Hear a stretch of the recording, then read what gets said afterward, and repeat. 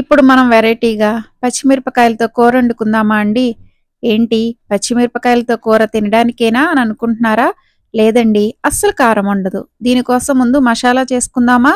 దానికోసం mixie jar తీసుకొని జీలకర్ర, దానిలోకి ధనియాల పొడి. ఇక్కడ నేను ధనియాల పొడి ఉందని వేశాను. లేకపోతే ధనియాలన్నా వేసుకొని ముందు మిక్సీ పట్టుకోవాలి.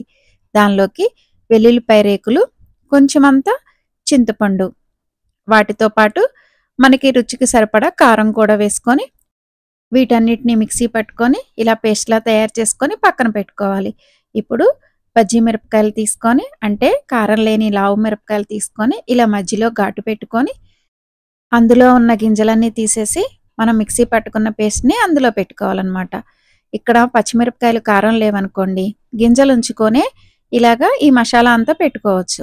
తర్వాత స్టవ్ వెలిగించుకొని బాండీ పెట్టుకొని కొంచెం ఆయిల్ వేసుకొని మనం రెడీ చేసుకున్న పచ్చిమిరపకాయలన్నిటిని ఆ బాండీలో వేసుకొని మంచిగా ఫ్రై చేసుకోవాలి. అవి ఫ్రై అయ్యాక మనం ఇప్పుడు రుచికి సరిపడా ఉప్పు వేసుకోవాలి. ఇప్పటి వరకు ఉప్పు వేయలేదు కదండీ! ఇప్పుడు వేసుకోవాలి. తర్వాత కొంచెం కరివేపాకు, ఇవన్నీ గూడా కొంచెం ఫ్రై అయ్యాక కొంచెం చింతపండు రసం, దాంతో పాటు కొంచెం బెల్లం కూడా వేసుకొని మంచిగా కలుపుకొని ఇంకొంచెం సేపు ఆ చింతపండు నీళ్ళల్లో ఈ పచ్చిమిరపకాయలు ఉడకనివ్వాలి.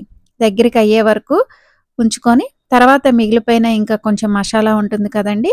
అది దాని మీద చల్లుకొని ఇంకొక్క నిమిషం ఫ్రై చేసుకొని దింపేసుకుంటే పచ్చిమిరపకాయల కూర రెడీ అయిపోతుందండి. పుల్ల పుల్లగా, కారం కారంగా, తియ్య తియ్యగా సూపర్‌గా ఉంటుంది. ట్రై చేయండి.